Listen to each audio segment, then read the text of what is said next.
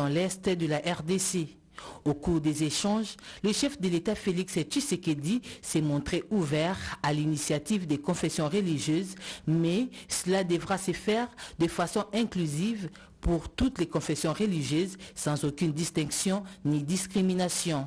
Les deux confessions qui ont été reçues avant, ensemble avec nous, et là nous trouvons un créneau où nous faisons un programme commun et cela sera un exemple que nous donnons à la nation de l'unité, nous comme pères spirituels, nous comme chefs du peuple dans le domaine de la religion. Le contenu doit être connu de tous. Ce qu'ils ont comme cahier de charges, nous n'en connaissons pas le contenu.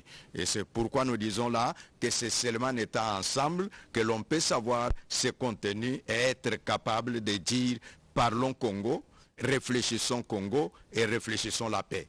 Une série de manifestations sont prévues pour faire entendre leur voix, notamment les programmes de prière selon les rites et la particularité de chacune des confessions religieuses et aussi la marche des revendications pour le retour de la paix en RDC. En Ituri, l'association culturelle Lori regroupant le peuple balé condamne les attaques et contre-attaques menées actuellement en territoire de Djougou. Le président de cette association culturelle demande un dialogue avec la communauté Emma pour résoudre ces conflits. Plus de détails dans ces reportages. La communauté Lendou condamne les récentes attaques et contre-attaques de groupes armés locaux sur les populations civiles dans les territoires de Djougou. Cette condamnation intervient après échange ce mercredi 12 février 2025 avec le commandant des opérations et gouverneur militaire de l'Ituri, le lieutenant-général Luboyankan Chamadjoni, sur la situation sécuritaire. Claude Maté Sombutso, au nom de la communauté Lendou, demande un dialogue avec la communauté Emma. Premièrement, nous condamnons ce qui s'est passé à Are. C'est dans le village Bouchama où il y a d'autres milices. Zahir qui est allé déranger là-bas et pour tuer et incendier. Nous avons condamné ces cas à même titre que ce que les répliques auraient fait dans le cas de Djaïba. En tout cas, tout ça, ça ne contribue pas pour la réussite de la cohabitation pacifique chez nous. C'est-à-dire quoi? Tout ça, on joue ici le jeu de l'ennemi et nous demandons à la communauté Emma le dialogue. 24 heures avant, Maître Maté Songanzole, président de la communauté Emma, avait aussi à son tour condamné la récente attaque dans le groupement Djaïba ayant fait des morts. Nous dénonçons ce qui suit, le massacre odieux des sujets Emma dans le site de déplacés de Djaïba, perpétré par les groupes armés Codeco dans les sites de déplacés et pourtant une entité protégée par les droits humanitaires internationaux. Le bilan provisoire du 11 février 2025, après l'attaque de la nuit du 10 au 11 février, renseigne provisoirement 51 personnes tuées. Rappelons que les deux milices, donc Codeco et Zahir, sont essentiellement constitués de jeunes issus des communautés Lendou et Emma, deux peuples vivant en Ituri qui doivent privilégier la résolution pacifique des conflits. Le commandant des opérations et gouverneur militaire de l'Ituri a toujours prêché le pardon sincère, la cohésion sociale et la cohabitation pacifique pour une paix durable en Ituri. Toujours dans la province de l'Ituri, le notable Saïdi Sichombo a sensibilisé la population à résister contre les ennemis de la République et a encouragé la population à soutenir les FARDC engagés au front. Plus de détails avec Junior Selemani. La population de l'Ituri appelée à se ranger derrière le chef de l'État et commandant suprême de forces armées, Félix Antoine Tshisekedi Tshilombo, pour faire échec à l'agression du Rwanda à travers les terroristes du M23 dans les provinces du Nord et Sud Kivu. Ce message de réconfort et patriotique est du notable Saïdi Sichombo. Pour ce faire, chaque jeune iturien ne doit pas céder à toute manipulation de quelle nature que ce soit, dit le temps donc d'appuyer nos forces loyalistes engagées sur le front et les Wazalendo sur tous les plans avec l'esprit patriotique pour anéantir définitivement ces ennemis de la paix et protéger notre intégrité territoriale. Et aux jeunes de ne pas accepter la sollicitation de certains leaders qui veulent balkaniser notre pays. Au même moment, ce secrétaire de développement et de paix rappelle aux groupes armés signataires d'actes de cessation des hostilités à préserver les acquis de paix déjà amorcés par le lieutenant général Luboyanka Shumadjouni. Nous appelons tous les groupes armés locaux, surtout ceux-là, signataires des processus de paix, y compris les jeunes pris d'esprit patriotique, d'adhérer dans le programme RAD pour combattre aux côtés des FARDC. Il est donc de notre devoir, tout Iturien, de conserver les acquis de développement et paix que prônait le lieutenant général Luboyanka Shumadjouni, gouverneur militaire de l'Ituri, sous la vision du chef de l'État et non à la décision. En cette période où la RDC fait face à une invasion injuste imposée par les agresseurs, toutes les communautés ituriennes doivent privilégier l'unité et le vivre ensemble, socle du retour définitif d'une paix durable dans cette partie du pays. Ouvrons cette rubrique situation dans l'Est de la RDC avec la délégation des députés nationaux congolais au Parlement français. La délégation parlementaire qui se retrouve aujourd'hui à Paris est venue hausser le ton, marteler sur la situation qui traverse la République démocratique du Congo dans sa partie Est. Vous êtes sans ignorer que la ville de Goma est actuellement occupée par l'armée rwandaise avec ses supplétifs de M23.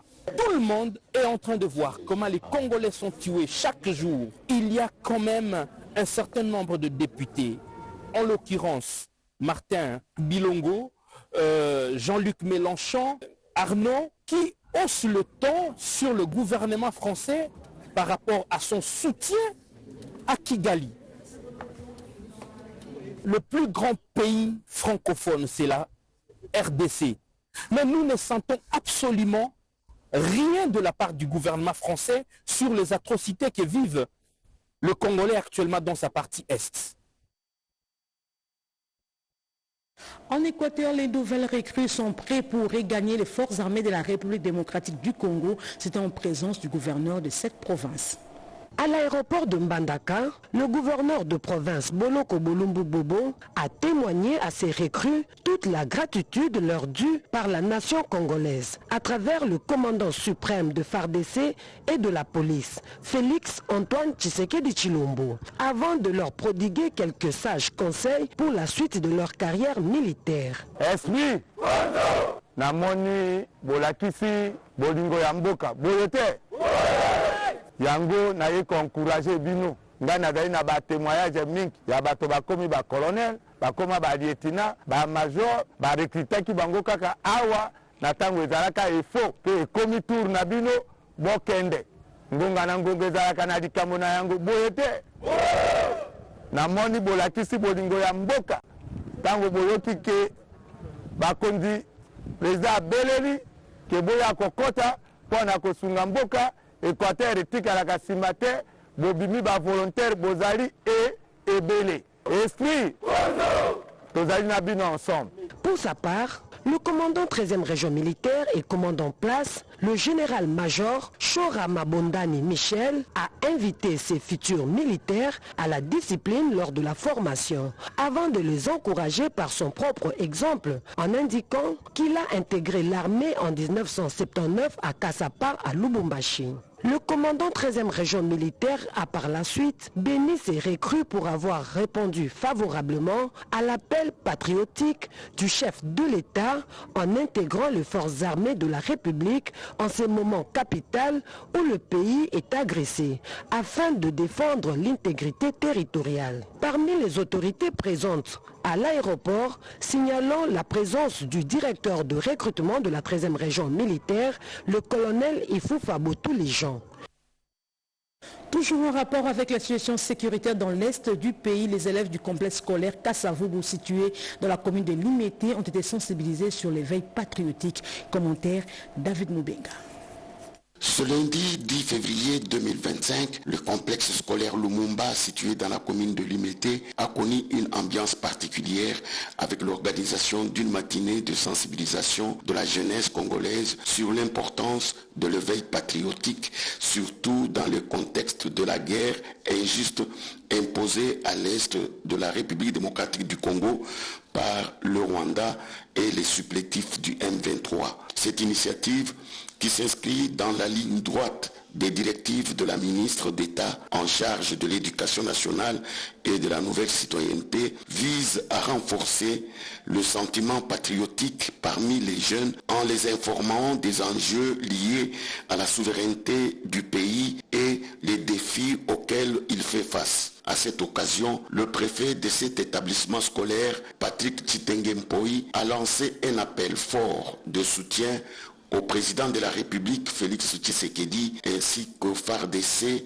et au Wazalendo. Le préfet des études de ce complexe scolaire a pour sa part réaffirmé son soutien au chef de l'État avec un accent particulier sur la solidarité nationale face aux menaces extérieures. Cette activité a ainsi constitué un moment fort d'engagement patriotique mobilisant les jeunes autour des valeurs de paix, de résistance et de fierté nationale essentielles pour la construction d'un avenir meilleur pour la République démocratique du Congo.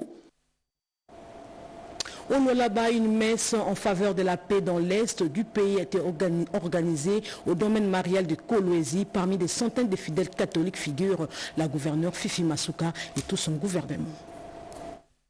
Des centaines de fidèles catholiques, pancarte en main, se sont mêlés aux autorités provinciales avec à leur tête la gouverneure des provinces Fifi Masuka pour implorer la paix divine à l'est de la République démocratique du Congo à travers cette messe eucharistique dite au domaine marial de Kolwezi. Le vice-président de l'Assemblée provinciale, les députés nationaux et provinciaux, le vice-gouverneur, les membres du gouvernement provincial et d'autres autorités politico-administratives, militaires et policières sont tous venus pour cette cause patriotique. Cultiver la paix d'abord avec soi-même, puis avec son prochain, était le message clé de l'officiant du jour, Monseigneur Richard Kazadi Kamba, évêque du diocèse de Kolwezi.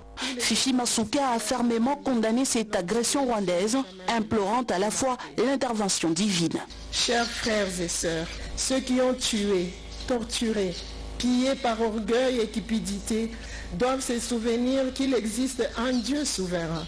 On finit par affronter la justice divine. Nous réaffirmons notre engagement à soutenir nos forces armées qui, jour et nuit, défendent l'intégrité de notre territoire au prix de leur vie. Accompagnons-les dans nos prières pour que Dieu leur donne la force et courage.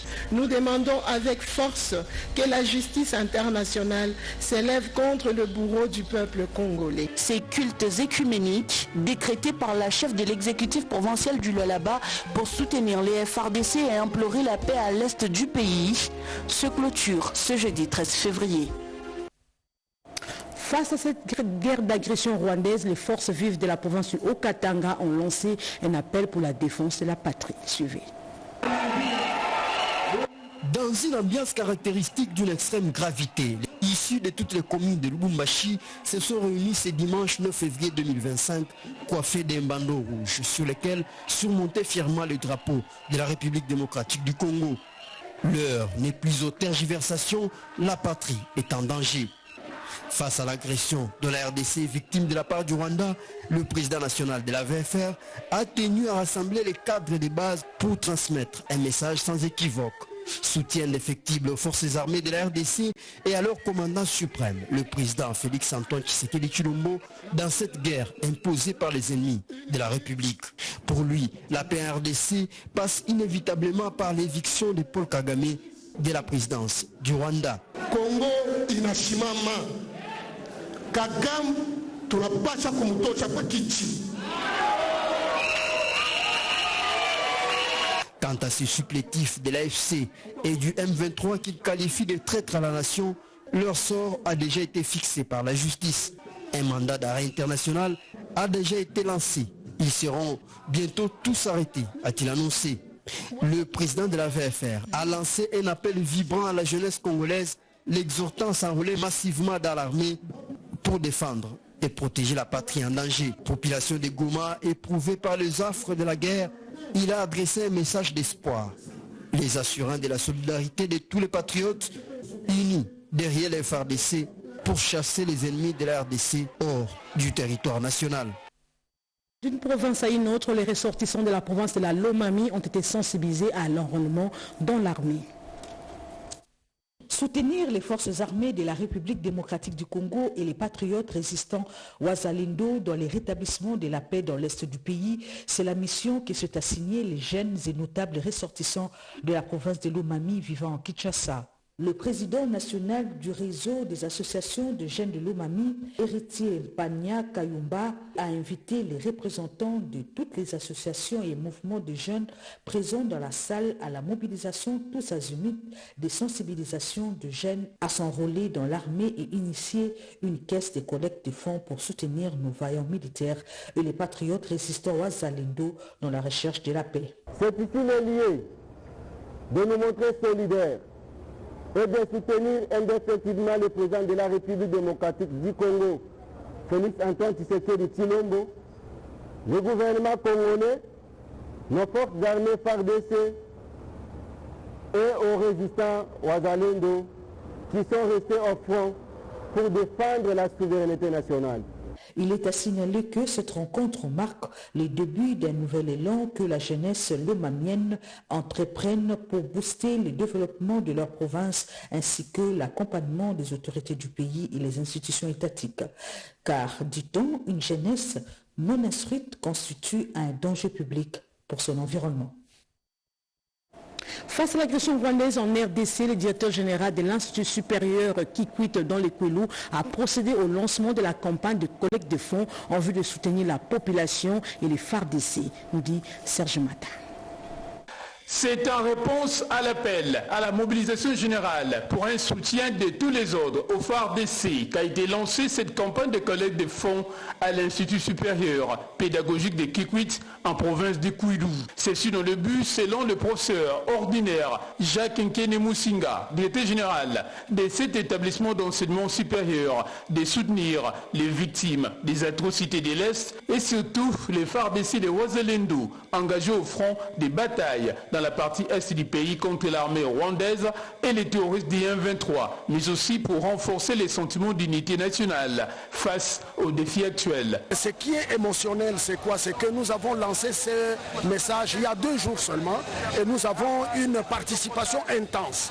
Et je pense que en tant qu'institution d'avant-garde pour la province, ça constitue un tonus pour les autres institutions pour faire de la même manière, pour que les fonds que nous avons récoltés soient envoyés à la tutelle pour que ça puisse parvenir à nos frères de Goma qui en ce moment sont en train de souffrir, pour parvenir à nos FARDC, pour les encourager, pour les soutenir dans l'effort de guerre. À l'issue de cette campagne a eu lieu également un moment de recueillement et de réflexion permettant aux participants de se rassembler pour implorer la paix dans la partie est du pays. Et puis au Kassai central, la population du territoire des Kazumba est descendue dans la rue pour exprimer son indignation contre les exactions de l'armée rwandaise sur la population du Nord Kivu et a réitéré son soutien au FARDC. Alain Bikaï nous en dit plus.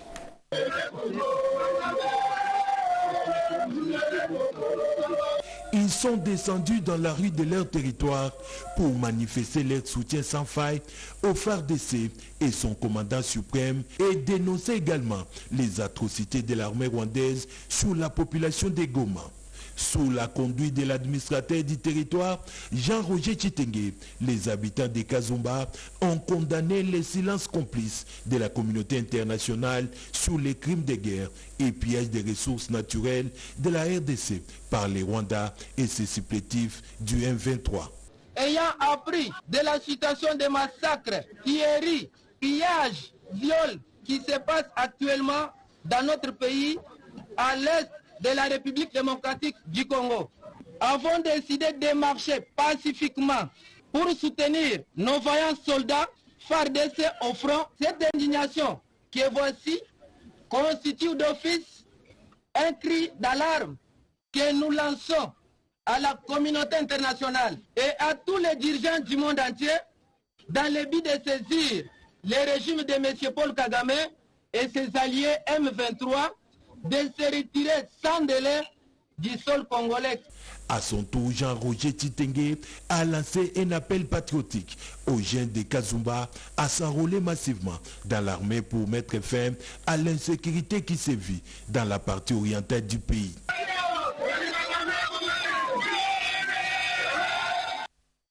Sachez qu'au Sud Kivu, les travaux de construction et de réhabilitation des 17 km de la voirie de Bukavu, financés par le gouvernement central, ont été lancés hier mardi par le gouverneur Jean-Jacques Pourouzi. Un reportage de Pascal Mouni rendu par Eli Boutendoa de la RTNC Bukavu.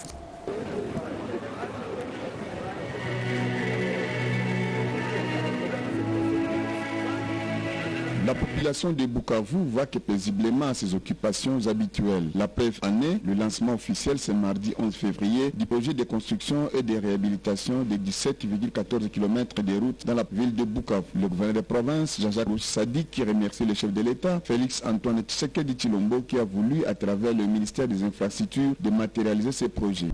Et nous sommes ici parce que le président de la République nous a dit de matérialiser sa promesse et sa vision. Et voilà pourquoi quelques entreprises ont été choisies.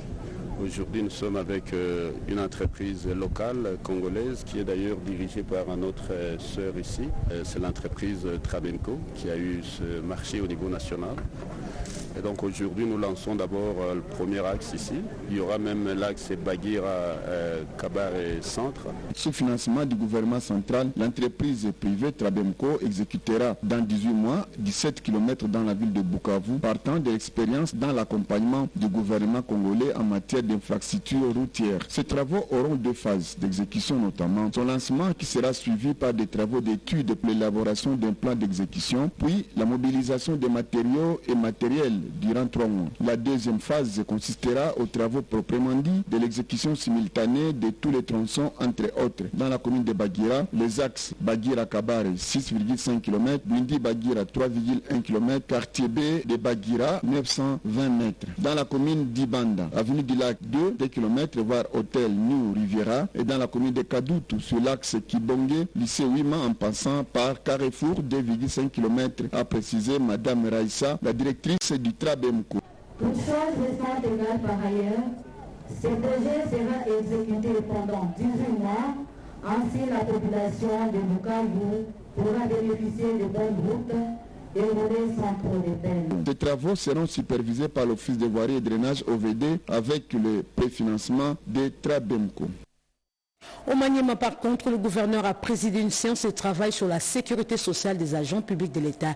Plus de détails dans ce reportage. Cette rencontre, qui a connu la participation des agents et cadres des services publics de l'État du Maniema, était une occasion pour ces participants d'être outillés sur le contenu de la loi numéro 022/031 du 15 juillet 2022 portant régime spécial de sécurité sociale des agents publics de l'État à la satisfaction totale de son excellence Moussa Kabankoubé Moïse, gouverneur de la province du Maniema, qui a par cette même occasion salué le plan de déploiement de la Caisse nationale de sécurité sociale des agents publics de l'État SENTAP en sigle au Maniema, programmé pour 2025. C'est un privilège déjà d'avoir cette délégation ici. Tout ce que nous pouvons demander, on ne se limite pas seulement à la sensibilisation, qu'on aille vraiment jusqu'à l'installation des bureaux de la SENSAP ici au Maniema. Pour David Mihigo Matabaro, directeur chargé d'appui et coordination des agences à la SENTAP, qui était intervenant, cette séance de travail l'a permis de recueillir le vrai desiderata des agents et cadres des services publics de l'État de la province du Maniema. Dans cette démarche-là des proximités, parce qu'il est de notre responsabilité de nous approcher, de nous assurer pour savoir au quotidien quelles sont leurs doléances. Nous ne pouvons pas continuer à les gérer à plus de 1000 km au niveau de Kinshasa. Donc ils réalisent tout simplement la soif. Ils ont soif de rapprocher de la civilisation. Ici au Maniema, la salle a un petit temps. C'est vraiment un besoin réel qui s'est fait déjà sentir. Et en remontant, on va aller présenter cette sollicitation de l'élection générale pour rencontrer cette requête. Les prestataires de santé de la province du Haut-Katanga ont renforcé leurs capacités sur l'éthique et la déontologie. Suivez. Cette conférence a réuni les médecins, infirmiers et personnels de santé de l'hôpital public de référence tertiaire Jason Sendwe et ceux des cliniques universitaires de Lubumbashi. Et nous nous assumons comme mission d'administrer des soins de qualité de façon continue, de diagnostiquer profondément ainsi que de former le personnel. Recevez à travers ces mots de bienveillance au nom de la direction générale de l'hôpital public de référence tertiaire Jason Sendwe, dont j'ai l'honneur de coordonner, notre souci d'améliorer les conditions de vie et surtout de faire en sorte que Sendwe puisse rayonner à nouveau et qu'à l'international, tous nous puissions être acceptés pour le bien de la République démocratique du Congo. Saluant le partenariat avec Jason Sendwe, le recteur de l'université de Lubumbashi, le professeur ordinaire Gilbert Kishiba Fitula, a indiqué que cette journée était une occasion d'humaniser l'art de soigner les malades. Pour rappeler à chacun d'entre nous qu'au-delà de la compétence, l'art de guérir requiert et mobilise un supplément d'âme et de cœur. Le président du conseil d'administration, le professeur EABI Norbert Mujinga Katambo, a lancé le premier panel sur l'éthique et la déontologie médicale. Un autre temps fort était la remise des diplômes de l'Organisation internationale des anesthésistes pédiatriques au docteur Foreman Mabala et Deo Mulewa.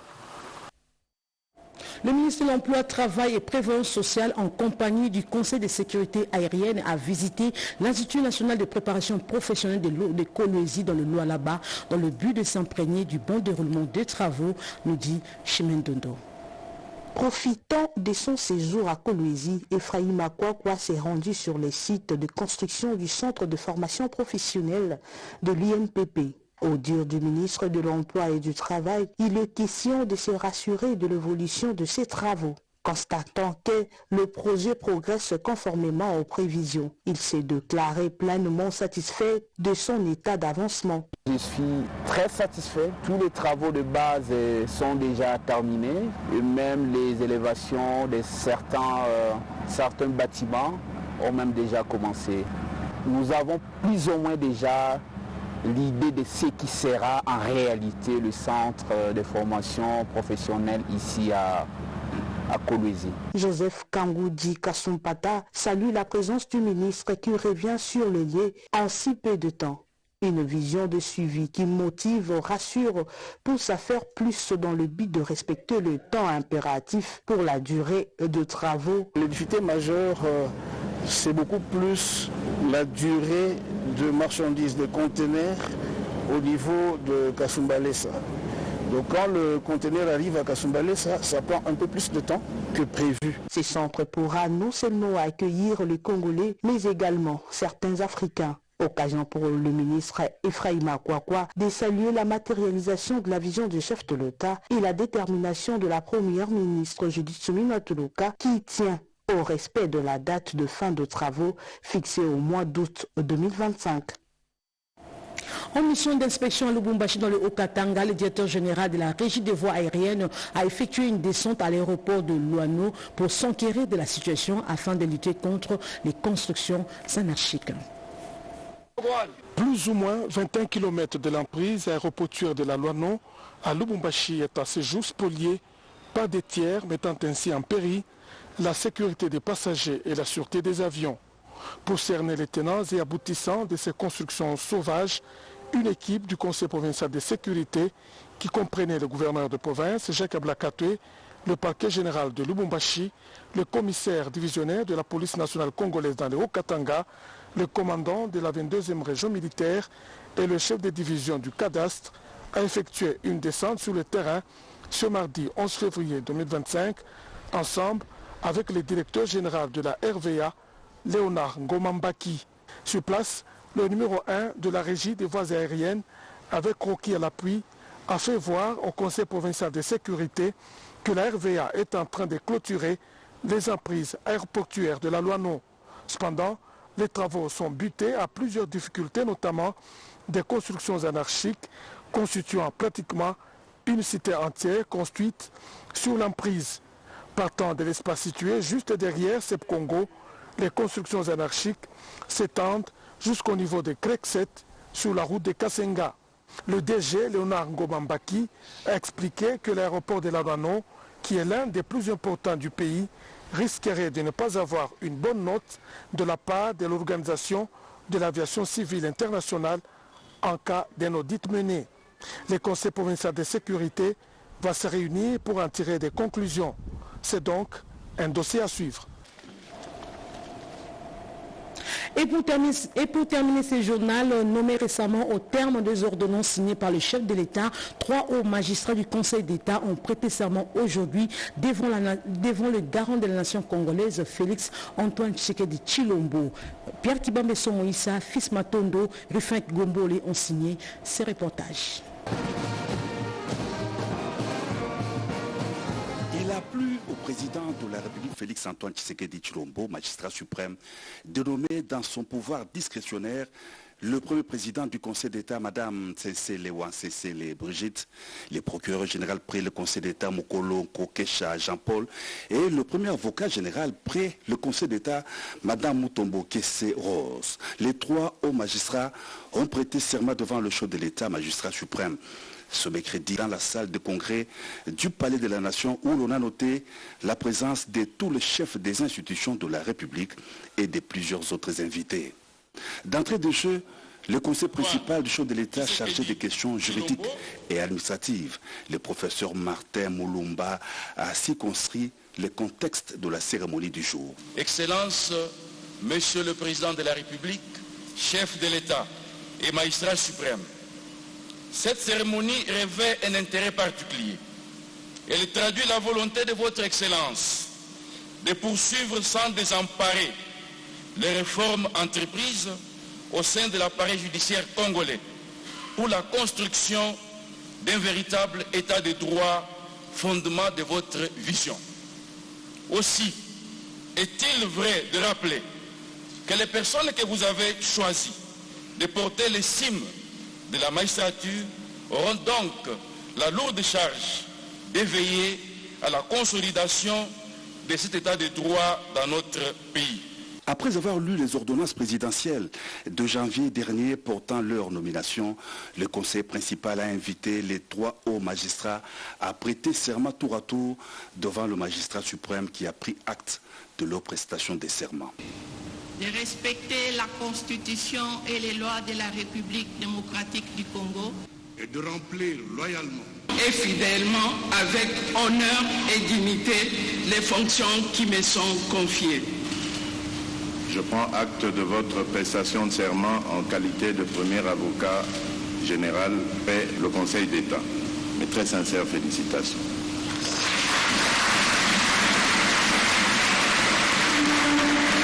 Le premier président du Conseil d'État, le procureur général près le Conseil d'État et le premier avocat général près le Conseil d'État ont ensuite signé les procès-verbaux de leur prestation de serment en présence du directeur de cabinet du chef de l'État, Anthony Kinzo Kamole. Le Conseil d'État est la plus haute juridiction de l'ordre administratif en République démocratique du Congo. Il a le pouvoir général de disposition, de gestion, de surveillance, d'inspection et de rapportage de l'ensemble des juridictions de l'ordre administratif. C'est la fin de ce journal de 19h qui a connu le concours rédactionnel de Gauthier Kiassi. Merci de l'attention accordée. Prochain rendez-vous avec l'actualité, c'est tout à l'heure à 20h dans une présentation de Nancy Odianyango. Quant à moi, je vous dis au revoir et à demain.